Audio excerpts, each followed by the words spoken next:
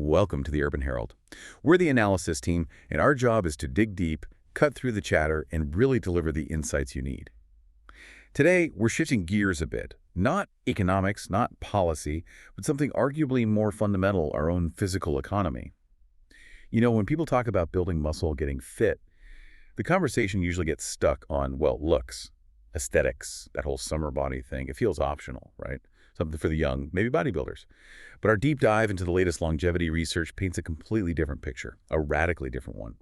The key takeaway: muscle longevity is the real story here. It's not just about movement. Muscle is probably the most underrated organ we have for health. It's the absolute linchpin for aging well and aging independently. Exactly. We really need to reframe this. It's not vanity. It's closer to survival, honestly, and the science is catching up. Researchers are using new terms now, important ones, to capture this shift. We're talking about muscle span and strength span. Okay, muscle span and strength span. Break those down for us. Sure. So muscle span, that's basically how long you maintain healthy, functional muscle tissue throughout your life. Think of it as your biological reserve tank. Strength span is what you can do with that muscle, your actual ability, your power to handle daily tasks easily. Got it. Reserve and ability. Right. And these two really determine whether your later decades are about thriving, independence, what some are calling thrive span, or if it's going to be about fragility and depending on others. Muscle is just central to everything: metabolism, preventing chronic disease. If you look at what truly dictates quality of life as we age, muscle is, well, it's the organ of longevity, no question. That's a powerful reframing. Thinking of muscle like your heart or liver, an essential organ. And if it's an organ, we have to talk about the main threat to it, right? Sarcopenia, you called muscle our personal independence account, but you're saying this account is constantly under threat, even if we don't notice it. Precisely. Sarcopenia, it's this progressive, often silent loss of muscle mass and strength. It's like a slow-motion biological heist, and it starts way earlier than most people think. How early? Well, the loss is gradual at first, so your body compensates. It masks the decline. You don't feel weaker day to day initially. Okay, so let's get into the timeline. The 2025 data we looked at was, well, it was pretty eye-opening. Definitely busts the myth that this is just an old person problem. It really does. The decline usually starts subtly around age 30. We're talking maybe 3% to 8% loss per decade initially. 3 to 8%. Doesn't sound like a huge amount. It doesn't, but here's the catch. You might lose a few pounds of muscle, but maybe gain a bit of fat at the same time, so your scale weight stays the same, or even goes up. Ah, so it's hidden. Completely hidden. But that loss of functional tissue is happening, and then things accelerate dramatically. After age 60, that loss can jump to like 15% per decade. 15% per decade after 60. That's steep.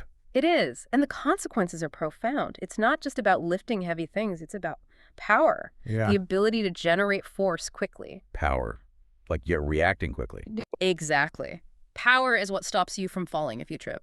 Muscle mass alone just kind of slows you down on the way to the floor. Loss of power leads straight to frailty, reduced mobility, and critically, needing help. Dependence on others for basic things: getting out of a chair without using your arms, standing up from the toilet, opening a jar, carrying a bag of groceries becomes a major challenge. And that really drives home the independence account analogy. It's not about money, it's about your time, your freedom. If you ignore that muscle balance in your, say, 40s and 50s, you're spending down the principal. Yeah. So by your 70s or 80s, the compounding effect means your autonomy, your independence is basically spent. It's the classic use it or lose it, but the penalties for losing are severe. And there's another layer here: anabolic resistance. Metabolic resistance. Yeah, it's a physiological thing that happens as we age. Your muscles become less sensitive to the signals that tell them to grow or repair, signals from exercise, signals from protein. They just don't listen as well. So it gets harder to build or even maintain muscle. Exactly. It accelerates the whole sarcopenia process. You need more stimulus, more protein, just to get the same response you got when you were younger. That makes investing early even more crucial. It really is the difference between decades of physical freedom and needing help for the rest of your life. Okay, the stakes are clear. So for listeners wanting to make those deposits, where do they start? They need a baseline, right? Yeah. We always say what gets measured gets managed. Our research pointed to 3 simple science-backed tests you can do at home.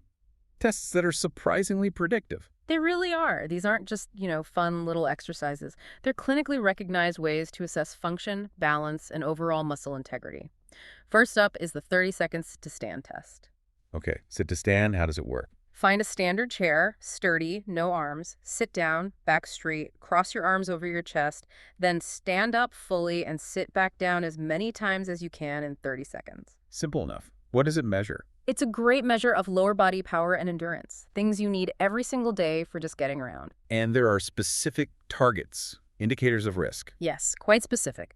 For healthy adults under 60, you're aiming for about 15 to 20 repetitions. 15 to 20. If you're over 60, the target adjusts slightly, maybe 12 to 17 reps. Okay. But here's the crucial part, the warning sign. If you can do fewer than 8 repetitions at any age, that's a pretty strong indicator of elevated frailty risk, potential mobility issues, and significant sarcopenia. It gives you immediate data on your lower body power. Wow, okay. Fewer than 8 is a red flag. What's the second test? Second is group strength assessment. Now, the gold standard here uses a little device called a hand dynamometer. They're actually quite affordable now for home use. A dynamometer. Why grip strength? Seems specific. It seems specific, but it's incredibly revealing. Grip strength is an excellent proxy for your total body muscle strength and even your nutritional status. Study after study shows weak grip is a powerful, independent predictor of, well, overall muscle health, risk of being hospitalized, and even all-cause mortality. Sometimes it's a better predictor than things like BMI. Really?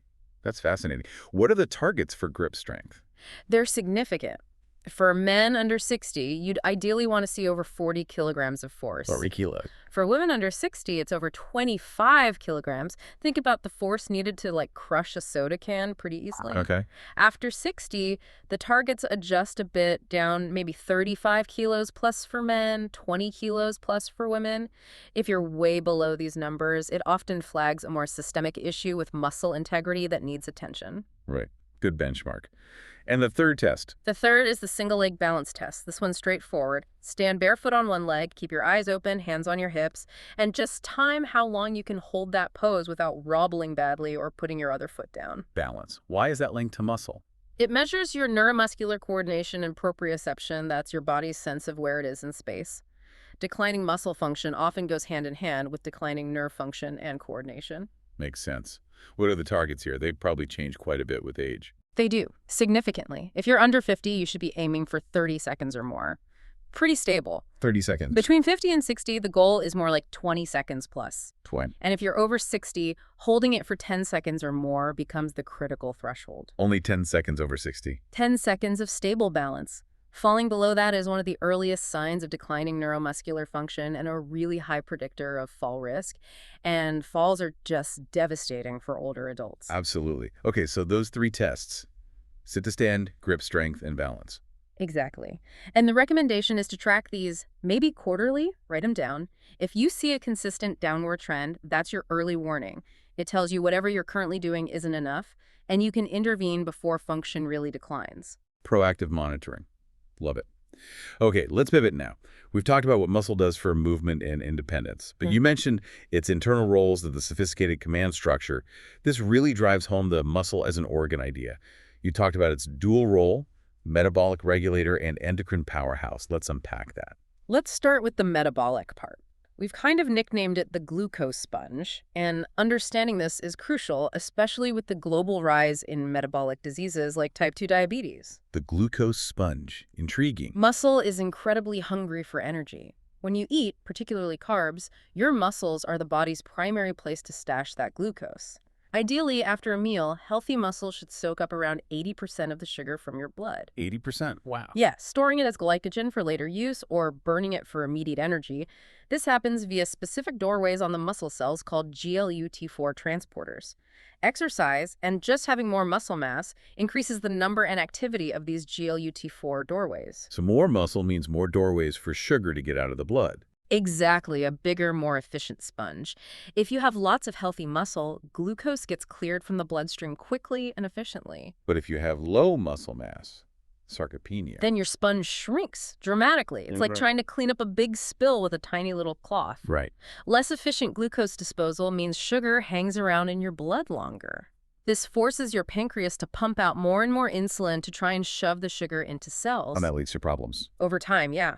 Cells get bombarded with insulin and become desensitized. That's insulin resistance. Yeah. It's the direct path to prediabetes and type 2 diabetes. But there's a fix. A remarkably direct one. Both types of exercise, aerobic like jogging and resistance training like lifting weights, significantly improve insulin sensitivity. They basically tell those GLUT4 transporters to get to the cell surface and open up. This benefit is huge, especially for folks over 40, where that anabolic resistance and insulin resistance often start creeping in together. You're literally fixing cellular communication by building and using your muscle. Okay, so massive metabolic role. Now, the other part you mentioned, muscle as an endocrine organ. Like, it releases hormones. This is the really mind-blowing part for many people. Yes. Muscle isn't just passively using energy. It's an active chemical factory, a command center. When your muscles contract during exercise, the muscle fibers actually secrete these powerful signaling molecules into your bloodstream. They're called myokines. Myokines, muscle signals. Exactly. Think of them as messages. And these messages travel throughout the body, orchestrating a whole cascade of health benefits. It's like muscle is its own internal pharmacy. An internal pharmacy. Okay, what kind of medicines does it produce? Well, first, and this is critical for aging, myokines have potent anti-inflammatory effects. They directly fight something called inflammaging. Inflammaging. Inflammation and aging combined. Precisely. It's the chronic, low-level systemic inflammation that builds up as we get older. It's driven by senescent zombie cells and just a constant low hum of inflammatory signals. This chronic inflammation accelerates biological aging, increases cardiovascular risk, and here's the kicker, it actually contributes to sarcopenia itself. It's a vicious cycle. Wow. But working muscles release myokines that act like fire extinguishers, dampening down that age-promoting inflammation. Amazing. What else do these myokines do? They travel straight to your brain. Myokines play a big role in boosting BDNF, that's brain-derived neurotrophic factor. BDNF. I've heard of that. It's like fertilizer for the brain. That's a great analogy. Miracle grow for the brain. BDNF supports neuroplasticity, the brain's ability to rewire itself, form new connections. It helps grow new neurons, protects existing ones. For exercise via myokines is literally making your brain healthier, more resilient. Absolutely. It boosts cognitive function, improves mood, and helps build a buffer against neurodegenerative diseases. Every focused workout is strengthening your brain's infrastructure. Okay. Anti-inflammatory, brain boosting. Anything else? Oh, yeah. Myokines are systemic orchestrators. They influence fat metabolism, signaling fat tissue to release energy to be burned. They talk to the liver about glucose production. And they play a crucial role in directing immune cell function. Immune function, too. How does that work? It's fascinating. When you exercise, you release adrenaline, right? Epinephrine. That mobilizes key immune cells like T cells and natural killer cells. Then the myokines released from the contracting muscle help activate these mobilized immune cells and even guide them. There's research showing this can direct immune cells towards areas like tumors, potentially making treatments like immunotherapy more effective. That is incredible. So if fat is just storage, muscle is like the CEO, running the whole metabolic and hormonal show. That's a perfect way to put it. It's issuing commands on immunity, inflammation, metabolism, brain health.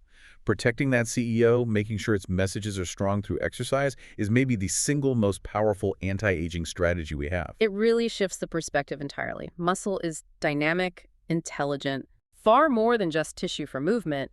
Its health dictates the health of almost every other system. Which brings us to something simpler, maybe.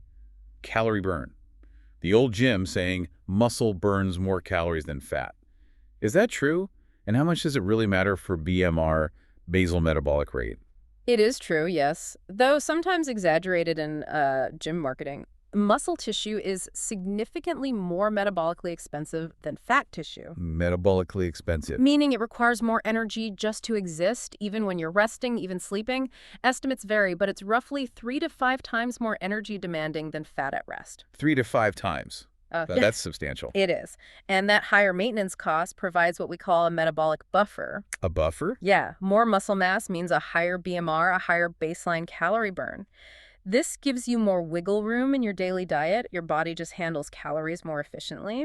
It makes maintaining your weight easier and protects against that creeping age-related weight gain. So let's contrast the typical path versus the muscle-preserving path as people age. Right. So the typical sedentary person, maybe eating a standard Western diet, their BMR tends to fall steadily from their 40s onwards. Hormonal changes like lower growth hormone and testosterone contribute too.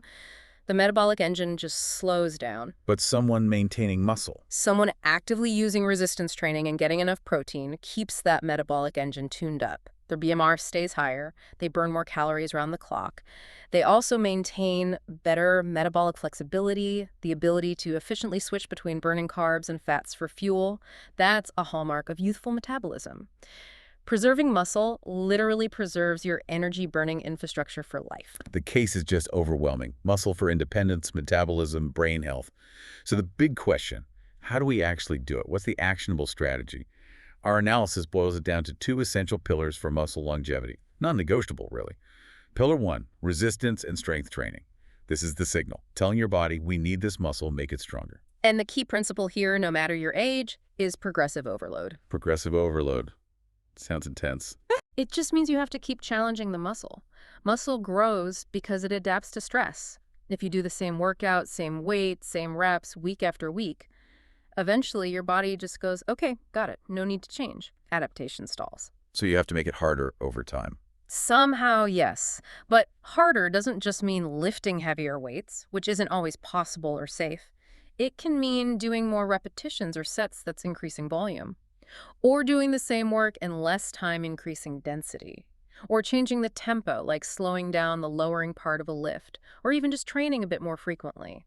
The key is gradual, consistent, progressive challenge to overcome that anabolic resistance. Okay, so challenge is key. What kind of exercises are best? For efficiency and real-world function, you want to focus on compound movements. Compound, meaning multiple joints and muscles at once. Exactly. Think squats, lunges, deadlifts, even modified ones, overhead presses, rows, exercises that use big muscle groups together. Why are they better? They're super efficient for building overall strength and mass. They trigger a better hormonal response. And critically, they mimic everyday life movements, picking things up, pushing, pulling, standing up. Training these directly builds your strength span. Makes sense. How much training is needed? Do you need to live in the gym? Absolutely not. The research on the minimum effective dose is really encouraging. Even just 2 to 3 full-body resistance sessions per week, focused sessions, deliver huge longevity benefit. 2 to 3 times a week, that's it. For significant results, yes. That level of consistent effort can halt, even reverse, age-related muscle loss, and significantly cuts your risk of dying from any cause. It's a massive return on a relatively small-time investment. What about the optimal approach? The latest thinking, for 2025 and beyond, points towards a multimodal approach, like a 3-legged stool. Leg 1 is resistance training for muscle.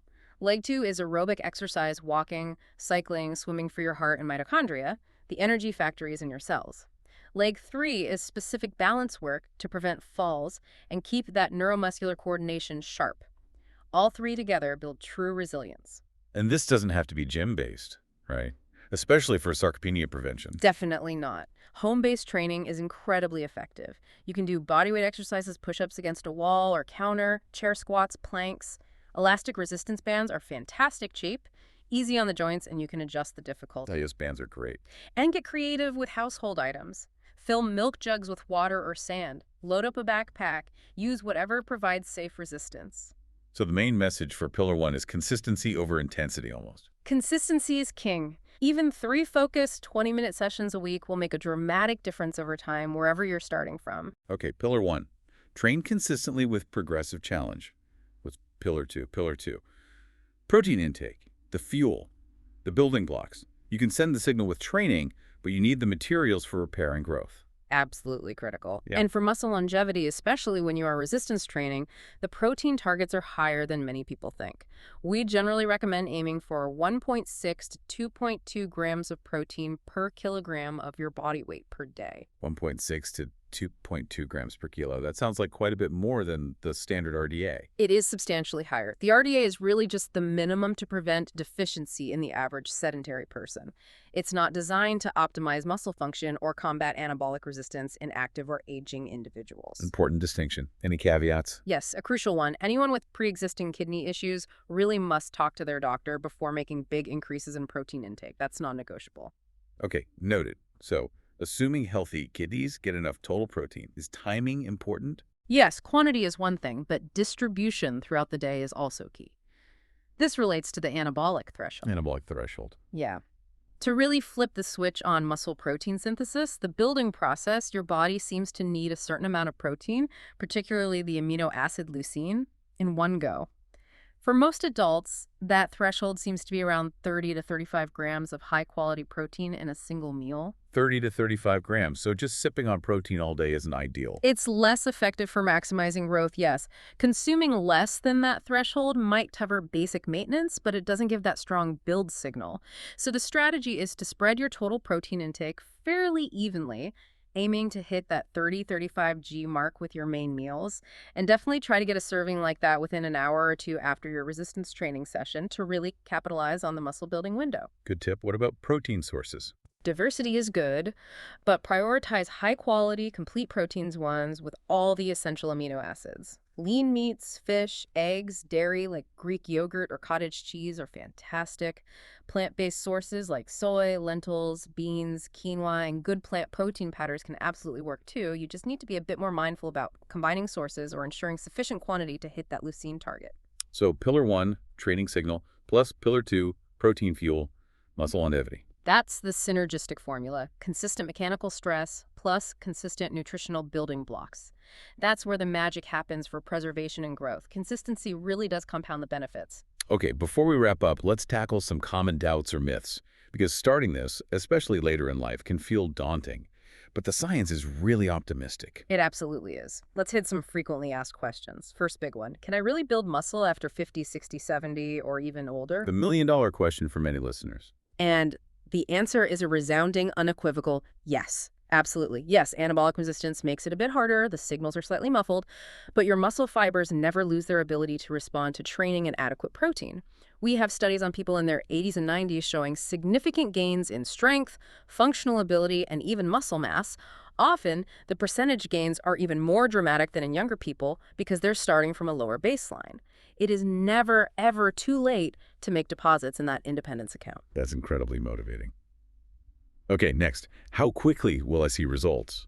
People want quick wins. Understandable, but patience is key here. The very first changes, usually within 2 to 4 weeks, are neurological. You feel stronger, more coordinated. That's your brain getting better at activating the muscle you already have. Neuromuscular adaptation. Exactly. Yeah. Actual visible changes in muscle size, hypertrophy, that takes longer. Typically 8 to 12 weeks of consistent, dedicated effort, assuming your nutrition, pillar 2, is dialed in. So think marathon, not sprint. It's about long-term function. Good perspective. Do I need supplements? The market is flooded with them. For the vast majority focusing on health span and function, no. Whole foods and consistent training are the bedrock. They're entirely sufficient. Protein powder is a convenient tool, yes, to help hit those 30-35 gram thresholds, especially post-workout or if your appetite is low. Optimizing things like vitamin D is important because it plays a role in muscle function. But all those complex, expensive stacks, largely unnecessary for the core benefits we're talking about. Focus on the pillars. Okay, keep it simple. How about this one, especially for women? Won't lifting weights make me bulky? Ah, the eternal myth. The answer is almost certainly no. Building significant bulky muscle mass takes years of very specific, high-volume training, usually combined with a deliberate calorie surplus, and often relies on hormonal profiles more typical of, well, younger men or dedicated bodybuilders. For most people, especially women and older adults focusing on longevity, resistance training leads to denser, stronger, more toned, and highly functional muscle. You get metabolic resilience and strength, not unwanted bulk. Good to clarify. Lastly, a really practical one. What if I have joint pain or mobility issues? Very common concern and crucial to address safely. First rule, if you have acute pain, see a doctor or physical therapist. Don't push through sharp pain. But the answer isn't usually avoidance, it's smart adaptation. Start with low-impact options. Water exercise is fantastic. Resistance bands provide tension without heavy joint load. You can do isometric exercises contracting the muscle without moving the joint. In many, many cases, appropriate, carefully progressed strength training is actually the best long-term therapy for joint issues because building strength in the muscles around the joint provides stability and support. But guidance might be needed initially. Excellent point. Start smart, adapt, but don't avoid. Okay, this brings us towards the end of our deep dive today.